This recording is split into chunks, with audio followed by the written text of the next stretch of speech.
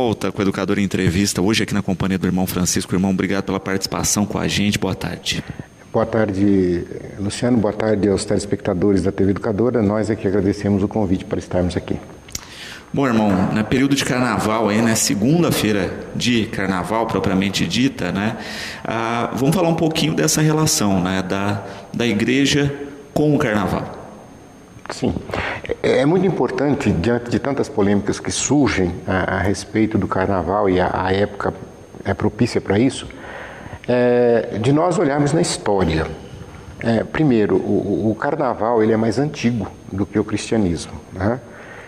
Se nós olharmos, historicamente falando, nós vamos encontrar na Grécia Antiga, né? Inclusive as pessoas desfilavam com máscaras em homenagem ao deus Dionísio, né? O Baco. No Egito, a deusa Ísis. Então muita gente se usava as máscaras com músicas e com festas, com muita alegria. O povo dali participava. Depois isso foi trazido para a Europa, né? Para o Ocidente. E principalmente na cidade de Veneza, né, que é onde que deslanchou bastante. O famoso Carnaval de Veneza de máscaras. As máscaras, os carros alegóricos, isso tudo vem de lá. E uma coisa interessante, porque o próprio uso da máscara, e você, doutor no assunto, sabe isso, é para dizer da representação, para dizer aquilo que eu não sou, mas eu estou aqui para me alegrar, para me festejar. E uma outra coisa interessante que eu encontrei também, em relação ao fato de se usar máscara, seria no sentido de dizer, aqui nessa festa, todos nós somos iguais. E quando eu olho para o carnaval no Brasil, porque muita gente pensa que o carnaval foi uma coisa inventada no Brasil, e não foi, né? Foi uma coisa que foi trazida de fora. Não é? E depois, é claro, ele se enculturou de tal forma no Brasil, e ele tem a sua especificidade. Mas quando nós olhamos hoje para o carnaval, a gente vê que essa questão de somos todos iguais, quando você olha, por exemplo, seja para uma escola de samba, seja para um bloco que está na rua, você vê ali misturado, dançando, você vê pessoas de todas as raças, preto, aliás, negro, branco, você vê pobres, ricos, empresários, estudantes, ou seja, naquele momento ali de extravasamento naquela alegria, todos são iguais. Então, isso eu acho que é muito importante a gente pontuar. E nós sabemos que a igreja, ao longo da história, ela sempre, às vezes, ela se aproveitou, sim, de ocasiões. Como nós sabemos, eu estive aqui falando já sobre o Natal, né? Que eram festas pagãs, por assim dizer. E o Papa Gregório, por ocasião dessas festas, né? Então, quando se coincidia de anteceder o período da quaresma, porque também a quaresma é uma coisa que não existe desde sempre, desde o início, nos primeiros séculos não existia essa quaresma. Então, e aí vem dizer assim, como dizer, a festa da carne, no sentido, mas também em outro sentido, no sentido de se iniciar um período subsequente, onde se fazia abstinência de carne, onde a igreja pede que se faça.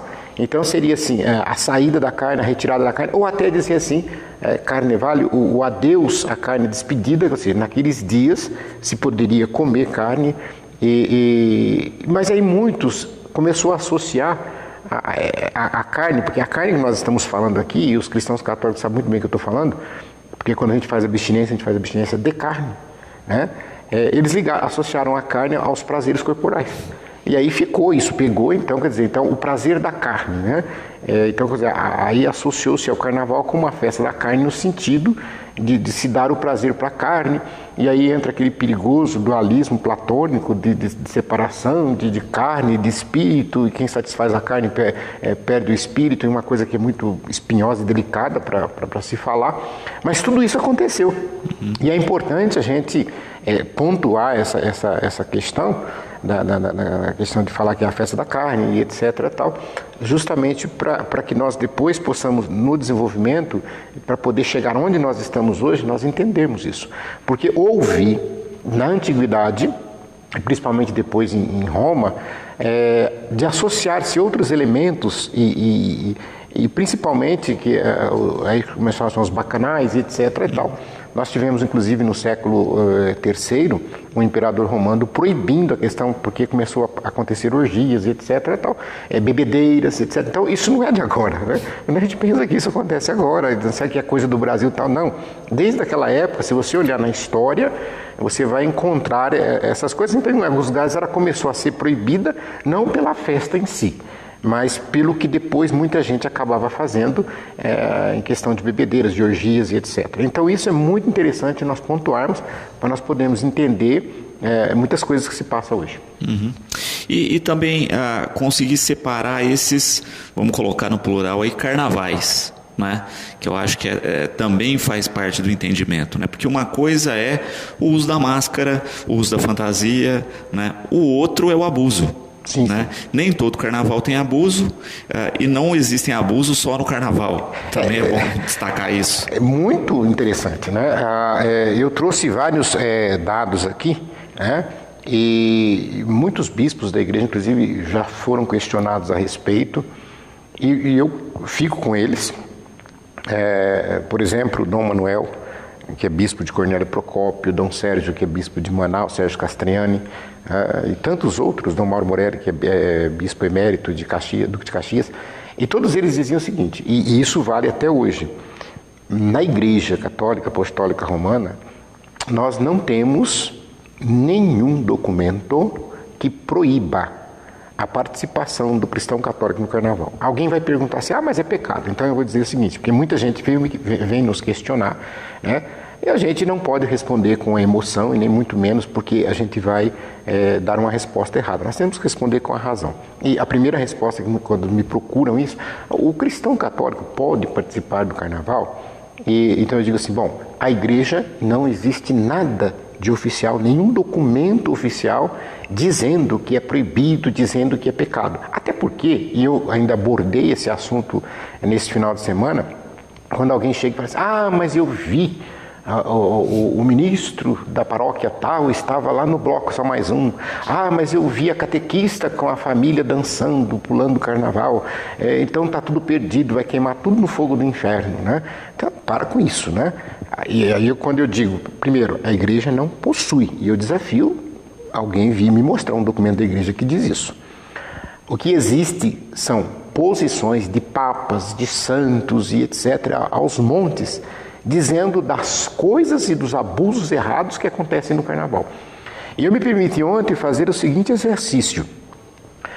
O que nós devemos combater e fugir é do pecado. Eu falava no bloco passado de algumas citações, né, de figuras ligadas à igreja a respeito do carnaval. Isso. É importante, então, eu trouxe aqui, eu vou fazer questão de ler para ser fiel ao que cada um disse e não dar dupla interpretação, mas antes disso dizer, concluindo aquele raciocínio de que o que nós devemos fugir e o que nós devemos evitar é o pecado. E o pecado não está no carnaval, o pecado não está nas marchinhas, o pecado não está nos blocos, o pecado está naquilo que você faz neste lugar.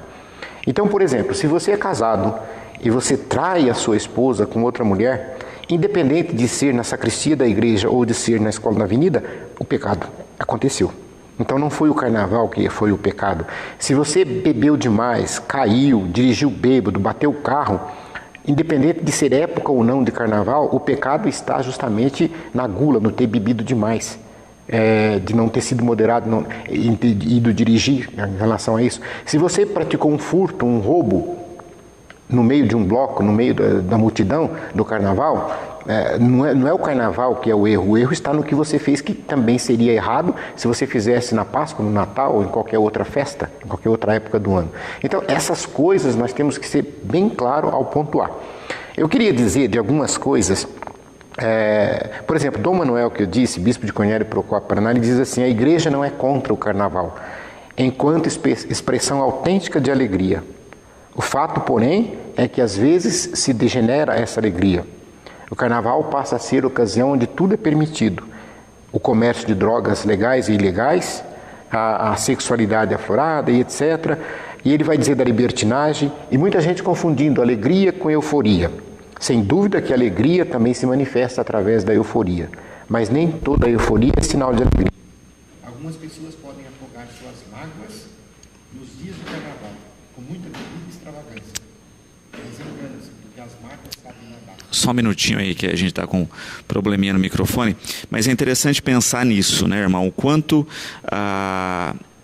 se pontua essa clareza, né, a respeito de separar que não é o espaço, mas o que se realiza nesse espaço. Isso tem que ficar bem claro para todos nós e essas opiniões que eu estou lendo, elas vão nesse sentido. O pecado consiste naquilo que você fez e não é o local que você fez.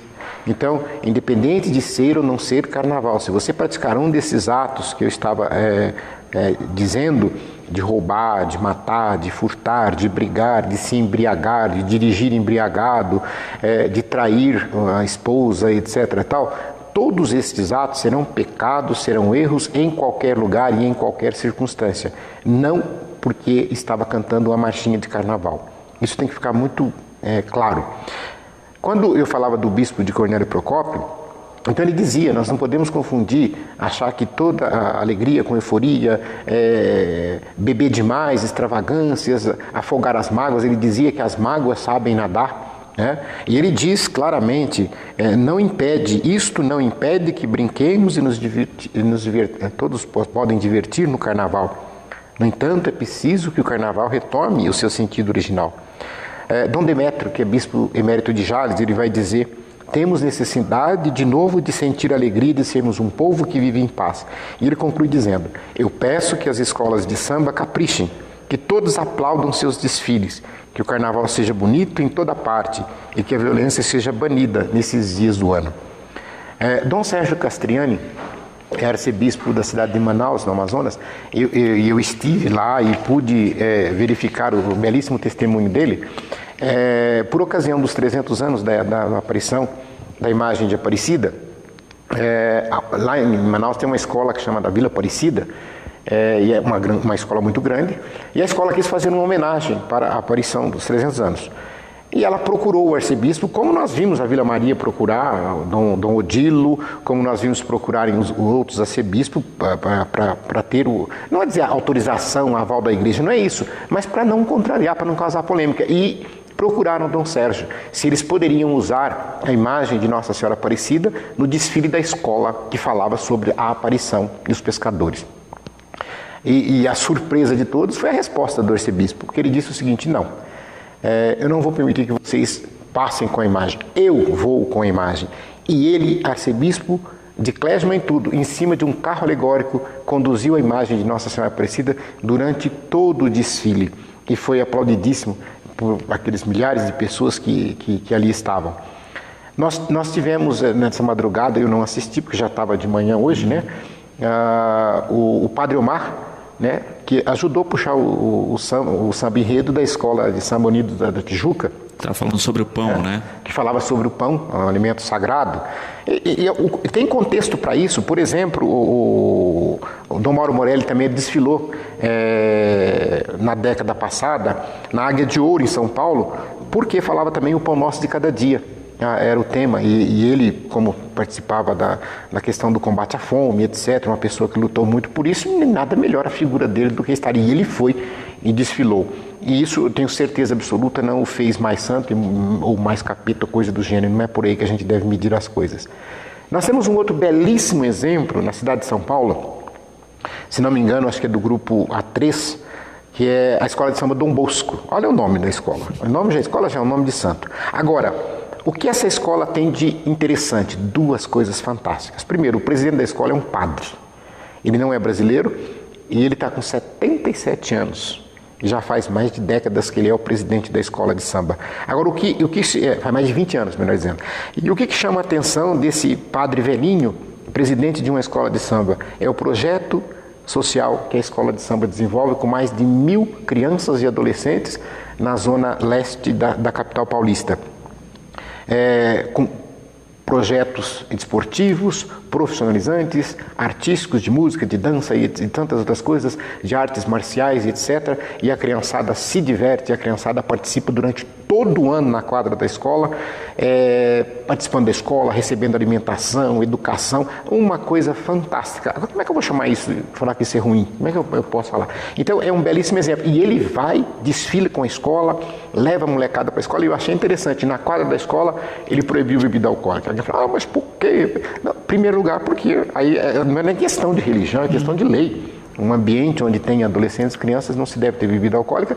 Então, nos ensaios da escola de samba, é proibido a bebida alcoólica, né? Então, olha quantos exemplos a gente poderia ficar aqui citando, que é muito bonito a gente poder passar por cada um deles e ver essas pessoas dizerem isso, né?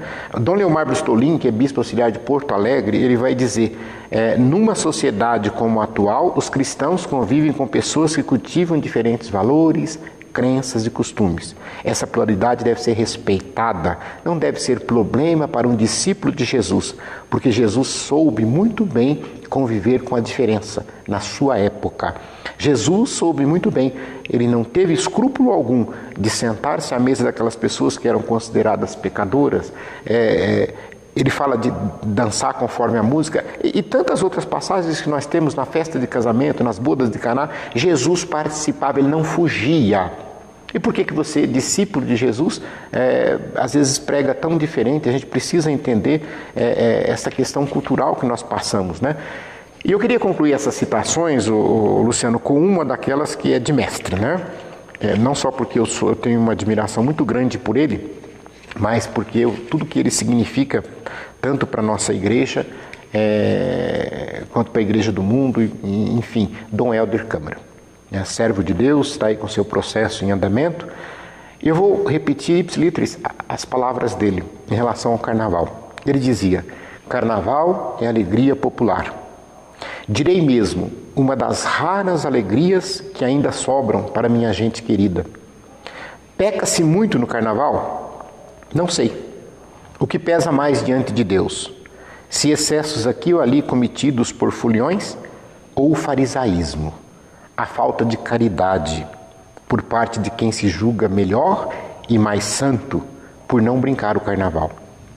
Estive recordando sambas e frevos do disco do Baile da Saudade. Ô jardineira, porque está tão triste? Que foi que aconteceu? Tu és muito mais bonita que a camélia que morreu. Brinca, meu povo. Brinca, meu povo querido, minha gente queridíssima. É verdade, quarta-feira a luta recomeça, mas ao menos se pôs um pouco de sonho na realidade dura da vida. É um poema essa fala dele, da gente poder saber distinguir, saber diferenciar. Se você não resiste, se você acha que o carnaval vai te fazer mal, que você vai lá, você vai fazer coisa errada, e não vai, nós respeitamos a sua posição, né? Então não vá, respeitamos aqueles que não gostam, como tem aqueles que não gostam de futebol, como tem aqueles que não gostam de cinema, não gostam de muita coisa. Nós temos que respeitar vocês, mas não vamos também querer demonizar as pessoas que, de maneira sadia e saudável, participam dessas festas. Eu vi, eu não estava presente, mas eu vi pelas redes sociais, o Bloco Só Mais Um, que já está se tornando uma coisa bonita e tradicional, até pelo tanto de gente das cidades vizinhas que vieram para Batatais para participar. Isso é belíssimo. Eu vi ônibus, eu vi carros, parentes meus de Santo Antônio, de Altinópolis vieram para participar. E a gente vê ali o pai, a mãe, com as crianças de 10, de 12, de 15 anos, tudo alegre, pulando, dançando, a família junto, se divertindo, caminhando, e depois terminou, volta para casa. Eu não consigo ver onde está o mal, né, nesta participação. E a Daniela e o Fábio com a mesma questão, né, questionando a respeito da polêmica de Santo Antão aí, da comissão da Gaviões da Fiel, que tem gerado tanta polêmica. E como é que o irmão viu essa questão? Bom, eu não assisti o desfile, eu fui ficar sabendo em virtude justamente das redes sociais terem... Eu até assustei a hora que eu comecei a ler, né? E vendo as imagens e aquilo que estava escrito, né? Aí eu falei, mas deixa eu ver agora, né? E aí, quer dizer, quando você vê, aí você percebe, eu não sei se às vezes... Primeiro, eu acredito que a maior parte é desinformação, né? Ou seja, é a vontade, a má fé mesmo de querer induzir as pessoas a pensar uma coisa que não é a verdade. E não se trata de justificar, não se trata de querer defender, mas simplesmente de estabelecer a verdade. Se nós somos homens e mulheres do Evangelho, e o Evangelho diz que conhecereis a verdade vos libertará, isso está no Evangelho de São João, então nós não podemos usar de mentiras, né, para tentar manter fiéis ou para fazer com que a nossa fé se sobreponha sobre a verdade. Isso não pode de forma alguma. Então, quando nós vamos olhar, a primeira coisa que a gente pediria, talvez muita gente nem saiba o que significa isso, mas vai olhar o enredo da escola. Quando você olha o enredo, aí você começa a entender. Porque quem olha o enredo, a hora que vê a escola passando, ele começa a ler, né? Nas alegorias, nas fantasias, nos gestos, etc. Ele começa a ler o enredo, aí ele começa a entender verdadeiramente o que se quis dizer, né? Então, quando você olha para aquilo, a proposta da Gaviões da Fiel de se levar para a avenida, né, do tabaco, né, e de tantas outras coisas aí que são conexas, mas especificamente sobre a comissão de frente, especificamente sobre esta cena que causa tanta confusão. Em primeiro lugar, você precisa conhecer a história do enredo, do que a escola se propôs, ela está repetindo alguma coisa de 25 anos atrás, e tudo isso daí precisaria de ser pesado. Mas também conhecer a história do santo, né? E eu falo que, de repente, o Santo Antão deve estar feliz hoje, porque a Gaviões conseguiu fazer com que muita gente fosse pesquisar sobre Santo Antão, né? Cuja a memória a igreja celebra no dia 17 de janeiro. É considerado o pai do monaquismo oriental, né? Por ele ter justamente se retirado como monge, e foi um dos primeiros, e de atitudes muito radicais.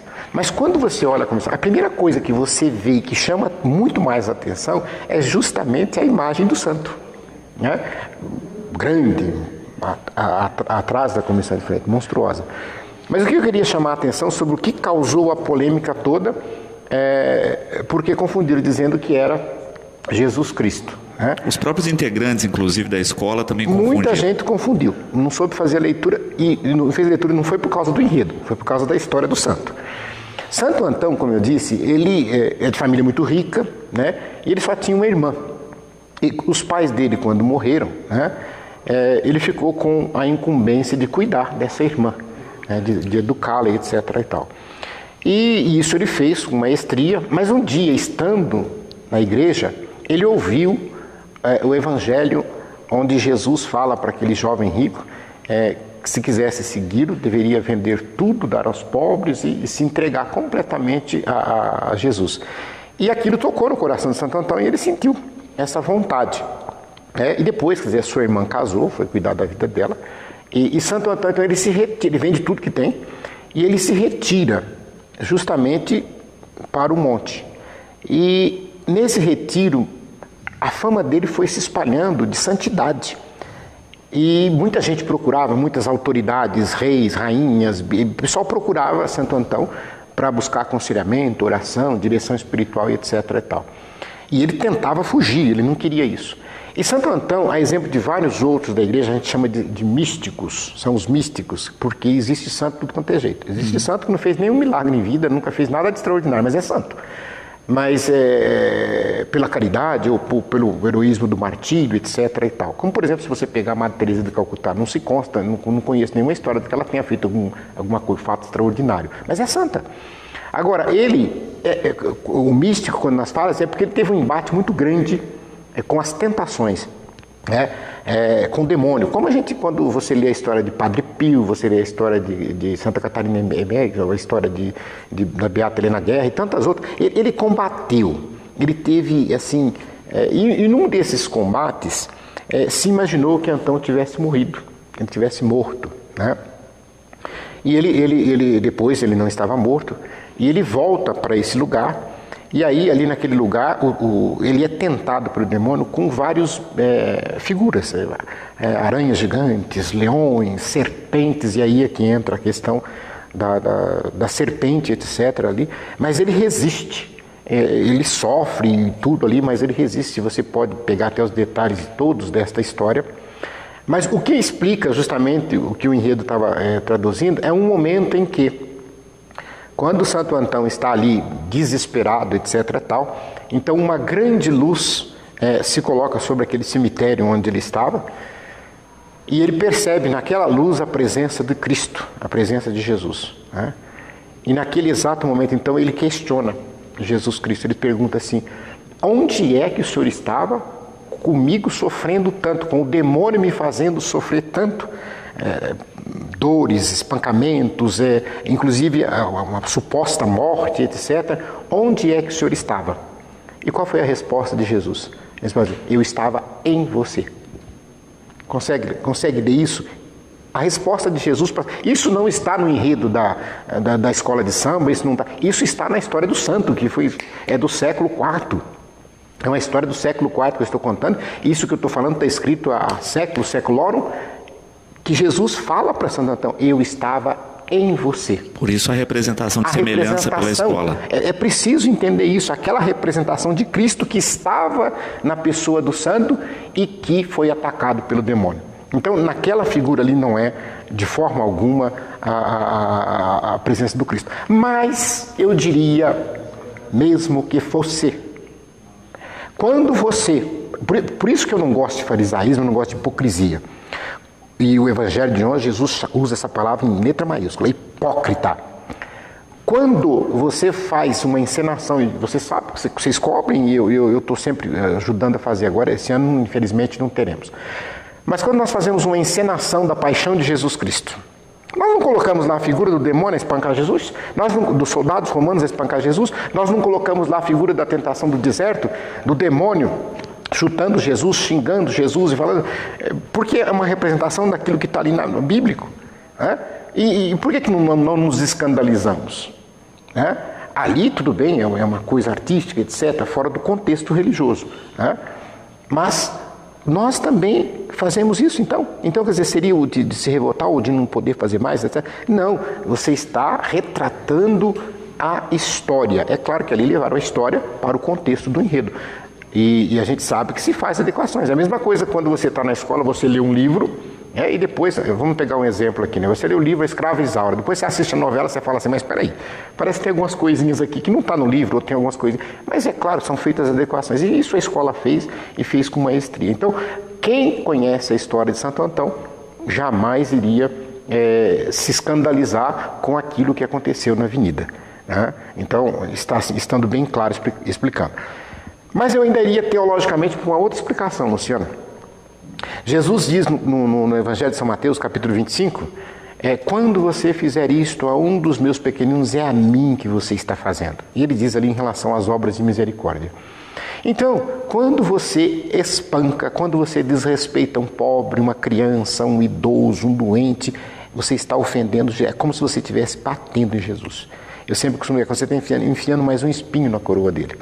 Então, ou seja, o desrespeito àqueles fragilizados, é o próprio Jesus que usou isso no Evangelho. Do diálogo de Jesus com Santo Antão aparece claramente esta figura, né? Então, isso a gente precisa entender. É a mesma coisa, tem um carro alegórico depois na escola que traz uma imagem monstruosa de São Jorge. Então era para escandalizar, mas estão usando um símbolo cristão católico, não sei o que. Mas quem não conhece a história, quem não conhece o contexto cultural, e principalmente que nós não negamos isso, a questão do sincretismo que existe em todas as escolas de samba.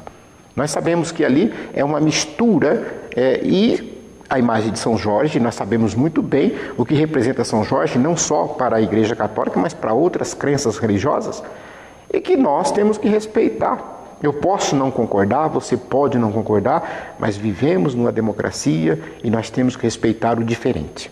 E é essa questão que se coloca no mundo, né? Nós vivemos num mundo de crenças diferentes, né?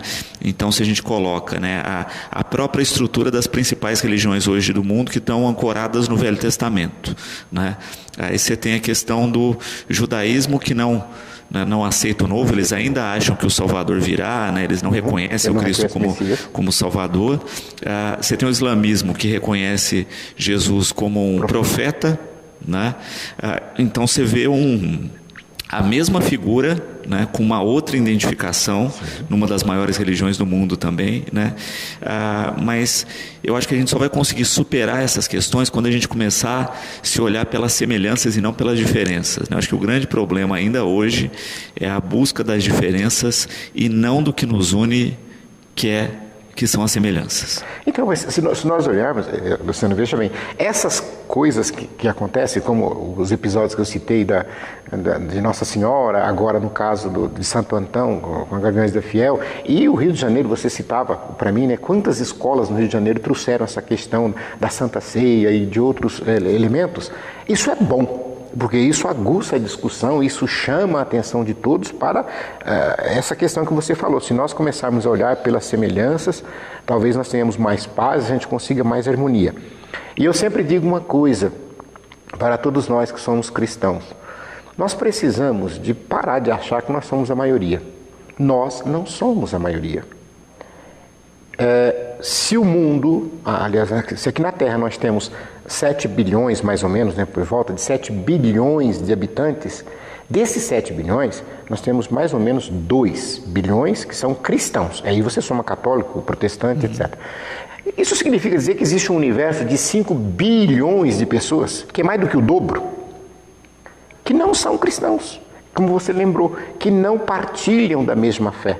Mas são pessoas que estão convivendo no mundo conosco e que nós temos que respeitar aquilo que é a fé de cada uma delas. Inclusive muitas delas não são monoteístas, são politeístas. Aliás, as 3 monoteístas são essas que você citou: o islamismo, o judaísmo e o cristianismo. São as 3 grandes religiões que são monoteístas, que acreditam em um único Deus. E aliás, por incrível que pareça, muita gente não sabe disso, mas é o mesmo Deus, que é o Deus de Abraão. Né? Aí, os desdobramentos posteriores em relação a Jesus, etc., são outras coisas. Mas é o Deus abrâmico, é a fé abrâmica. Todas as 3 têm essa daí.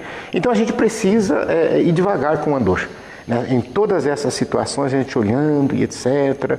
E eu estava fazendo um trabalho essa semana, e nesse trabalho, pesquisando, eu encontrei eu não vou lembrar agora o nome do autor, mas é um padre brasileiro. Eu não sei se ele usou essa frase de alguém ou se é dele próprio.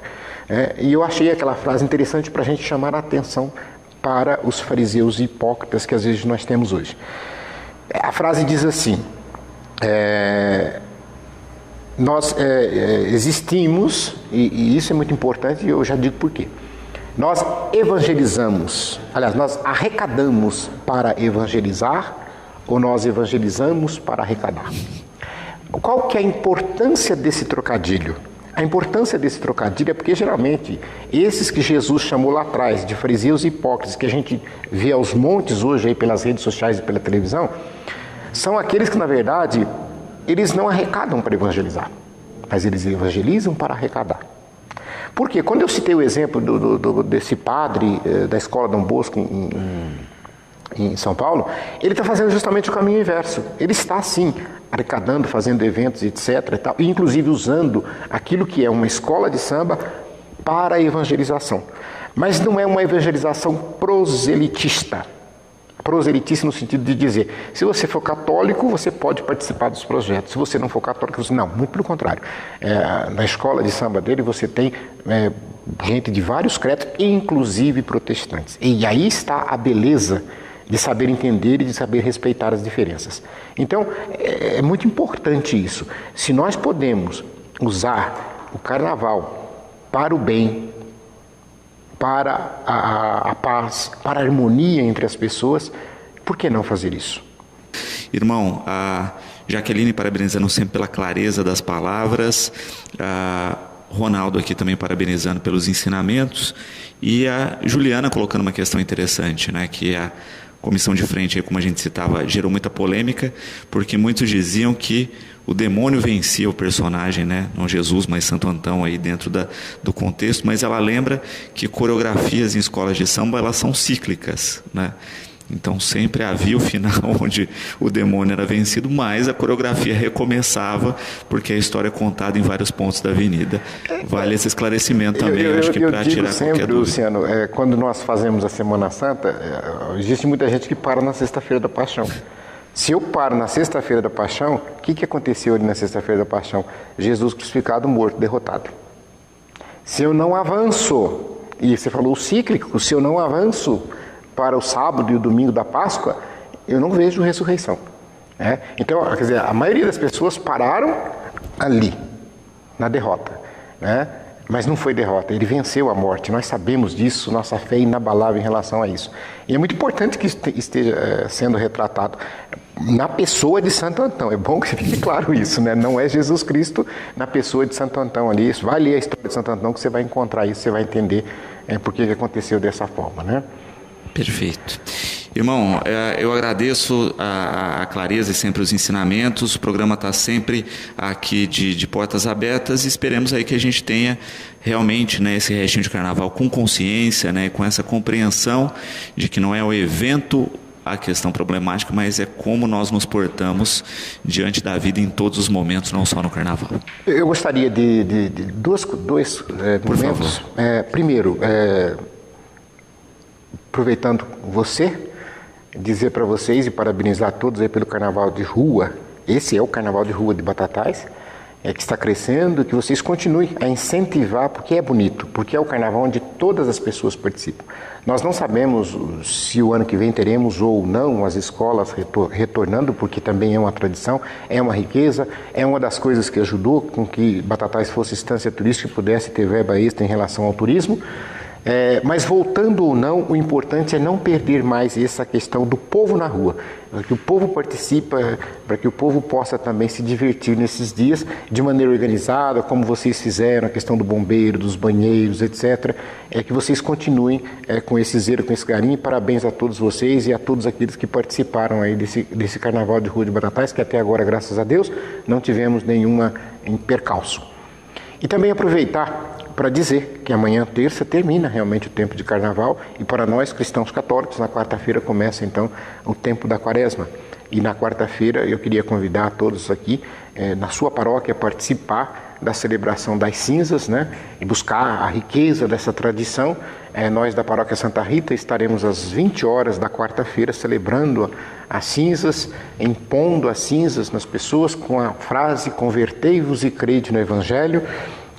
E depois iniciamos aí todo esse período de quaresma em preparação à Páscoa. Lembrando que na quarta-feira é dia de abstinência e jejum, abstinência de carne e de jejum. Muito obrigado e uma boa tarde. Bom, no próximo bloco nós temos um pouquinho de Batatais Futebol Clube. Nós voltamos já.